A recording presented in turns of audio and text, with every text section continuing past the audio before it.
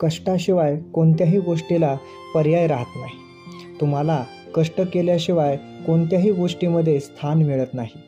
जर आपल्याला मान, सन्मान, पद, प्रतिष्ठा, पैसा ह्या सर्व गोष्टी जर मिळवायच्या असतील तर कष्ट केल्याशिवाय पर्याय नाही. आज आपण अनेक नवीन तरुण पिढी पाहतो, जी नवीन पिढी अनेक चांगल्या कामामध्ये देखील गुंतलेली आहे आणि काही नवीन पिढी मात्र योग्य वेळी योग्य रस्ता न सापडल्यामुळं चुकत सुद्धा चाललेली आहे, रस्ता भटकत चाललेली आहे.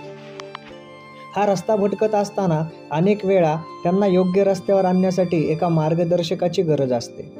सध्याच्या या कलियुगाच्या काळात आणि ह्या जागतिक उदयाच्या काळामध्ये जर संत तुकाराम महाराजांचं साहित्य किंवा त्यांचे अभंग जर अभ्यासले तर निश्चितपणे आपल्याला आपल्या अनेक प्रश्नांची उत्तरे मिळत जातील. किंबहुना आपल्याला एक योग्य दिशा देखील मिळेल की आपण काय करत आहोत किंवा कोणत्या गोष्टीविषयी आपण काळजी करावी किंवा करू नये. सध्या आपण या गोष्टी पाहतो की अनेक आपले तरुण इंजिनियर असलेले बंधू, हे बंधू भगिनी या सर्व चांगल्या पगारावर नोकरीला आहेत. त्यांचे पॅकेजेस काही कोट्यावधी रुपयांमध्ये, लाखो रुपयांमध्ये सुद्धा आहेत. पण त्यांना पाहून इतरांना वाटतं की तुम्हाला तर असंच काम आहे, एवढंच काम आहे.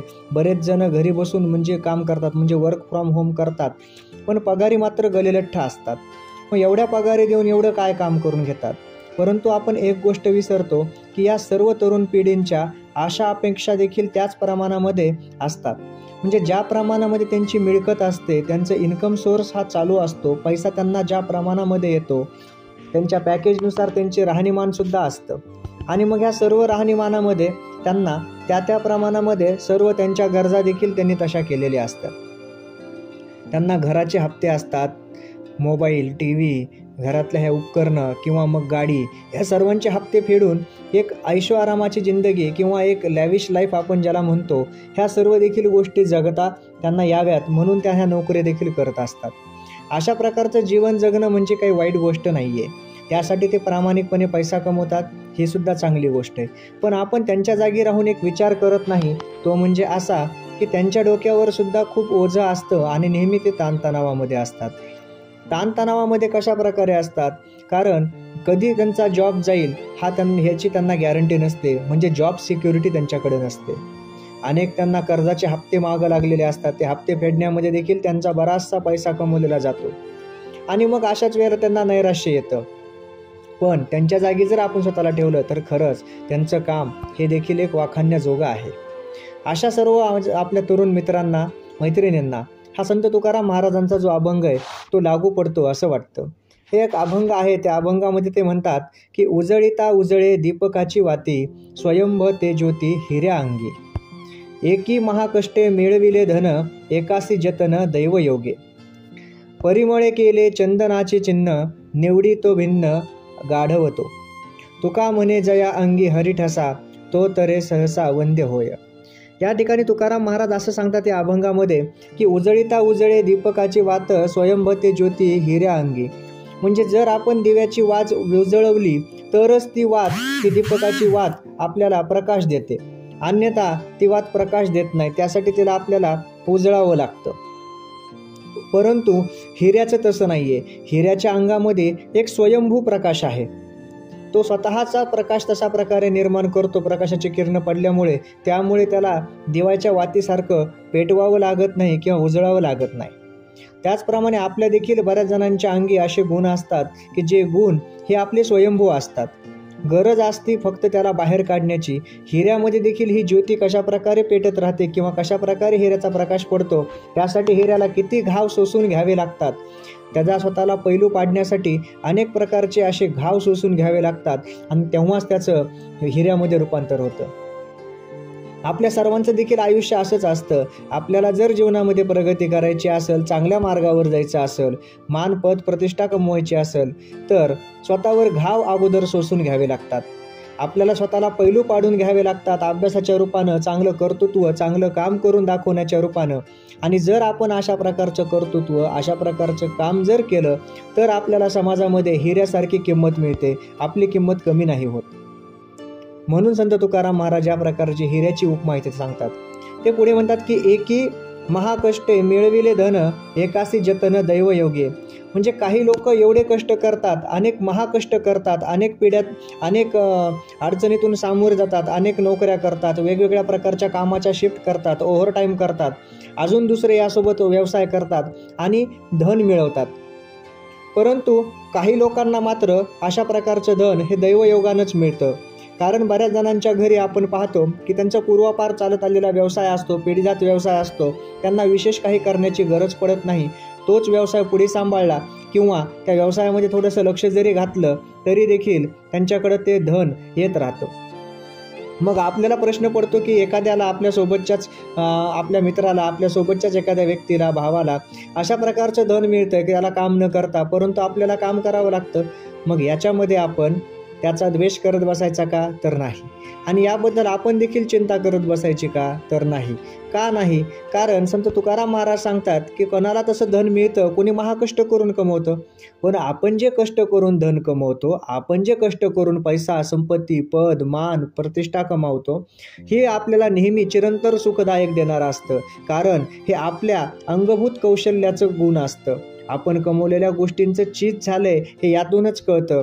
आणि हा आपण स्वतः कमवलेला पैसा किंवा पद, मान, प्रतिष्ठा असते, त्यामुळं याचं महत्त्व आपल्याला खूप जास्त असतं. काही जणांना आपण असं सहज उपमा देऊन म्हणतो की सोन्याचा चमचा घेऊन जन्माला आलेला आहे. त्याचं पूर्वकर्म प्रारब्ध असेल किंवा त्या प्रकारे त्याच्या पूर्वजांनी चांगले कर्म करून किंवा चांगल्या प्रकारचा व्यवसाय वगैरे उभा करून ठेवला असेल. परंतु प्रत्येकालाच हे नशिबी नसतं आणि प्रत्येकाला त्याची अपेक्षा देखील बाळगू नये. आपण केलेल्या कष्टाची चीज ही कोणत्याच गोष्टीला येत नाही, याचं स्मरण आपण आयुष्यात कायमस्वरूपी राहू द्यावं. पुढे तुकाराम महाराज सांगतात अभंगामध्ये, परिमळे केले चंदनाचे चिन्ह, निवडी ते भिन्न गाढवतो. म्हणजे चंदनाची ओळख हे आपल्याला त्या लाकडाच्या वासावरून कळते.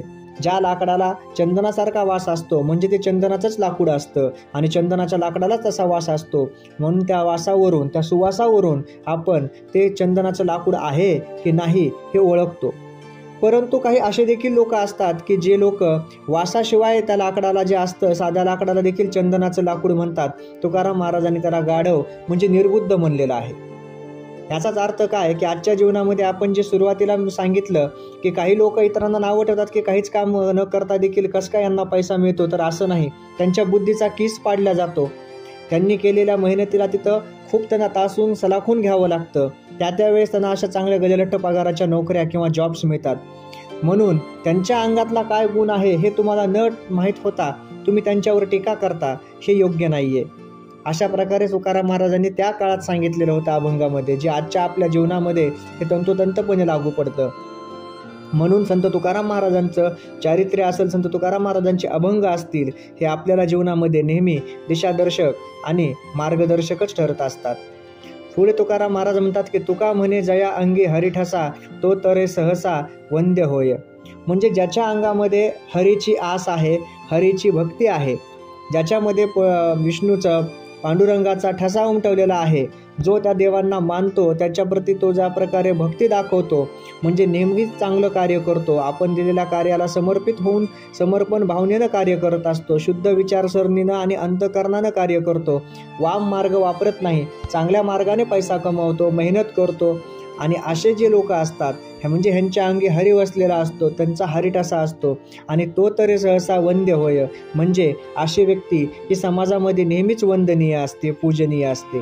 कारण त्यांचा आदर्श हा घेण्यासारखा असतो. ते कोणाला लुबाडून वगैरे पैसा कमवत नसतात, स्वतःच्या मेहनतीवर पैसा कमवत असतात आणि त्यांच्या अंगामध्ये हरीचा ठसा उमटलेला असतो. म्हणजेच देवाप्रती देखील आणि धर्माप्रती किंवा एका श्रद्धेपोटी त्यांची चांगली आस्था असते. ते चांगल्या प्रकारचं जीवन जगतात, इतरांमध्ये ते कधी भेदभाव करत नाहीत, चांगल्या गोष्टीचं जतन करतात, स्वच्छ सुंदर निर्मळ चारित्र्याने जगत असतात, मेहनत घेतात, त्या मेहनतीनं ते पैसा कमवतात. त्या मेहनतीनं कमवलेल्या पैशामध्ये जे सुख असतं ते इतर गोष्टीमध्ये ते सुख नसतं. आणि जेव्हा मेहनतीला जोड तुम्ही चांगल्या विचारांची देता, चांगल्या कार्याची, कर्तृत्वाची देता, त्यावेळेला भविष्यसुद्धा निश्चितपणे चांगलंच उजळून निघत असतं. त्यामुळे जीवनामध्ये जर कोणती अडचण आली तर घाबरून न जाता, डगमगून न जाता लक्षात ठेवावं की आपण हिऱ्यासारखे आहोत. आणि हिऱ्याला जसे घाव सोसून पैलू पाडूनच चांगली दर्जा मिळत असतो किंवा हिरा म्हणून सिद्ध होता येत असतं, तसंच आपल्या आयुष्यातसुद्धा असतं. आपल्या आयुष्याला जर आपण अशा प्रकारे हिऱ्यासारखं जर ठेवलं, चांगल्या प्रकारे जर आपण आपल्याला पैलू पाडून घेतले, आपला अभ्यास, आपलं कार्य, आपली गुणवत्ता जर आपण वेळोवेळी सिद्ध केली असेल, तर कोणत्याही छोट्या कारणानं किंवा आपला जॉब गेलाय म्हणून किंवा या कंपनीमध्ये जॉब नाही मिळाला तरी आपण घाबरून न जाता किंवा न डगमगता जर आपण नेहमी प्रयत्न करत राहिलो, तर आपल्याला निश्चितपणे एका दुसऱ्या चांगल्या कंपनीमध्ये जॉब मिळतील. किंबहुना अजून आपल्या मेहनतीच्या जोरावर आपण स्वतःची कंपनी देखील काढू शकतो, चांगल्या प्रकारचं काम करू शकतो, चांगल्या प्रकारचा देखील पैसा मिळवू शकतो. त्यामुळे संत तुकाराम महाराजांचे अभंग आपल्याला जीवनामध्ये नेहमी एक योग्य दिशा आणि मार्गदर्शन करत असतं. जय जय रामकृष्ण.